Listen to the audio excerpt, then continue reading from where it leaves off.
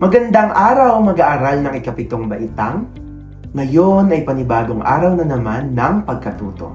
Sa unang module, ating alamin ang gamit ng isip at kilos loob sa sariling pagpapasya at pagkilos. Mukhang bago pa sa iyong pandinig ang ating paksa. Isip, kilos loob, ano kaya ang mga ito? Ano kaya ang katangian, gamit at tunguhin ng isip at kilos loob sa sariling pagpapasya at pagkilos? Paano kaya natin magagamit ang isip at kilos loob alinsunod sa katotohanan at kabutihan?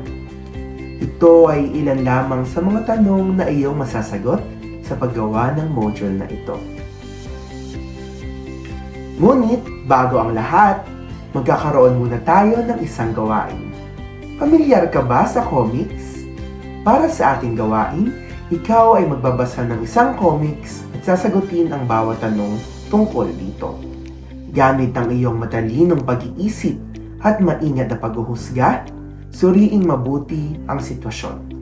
Ito ay makatutulong upang malinang ang iyong kaalaman para sa ating paksa. Naway marami kang matutunan sa ating module.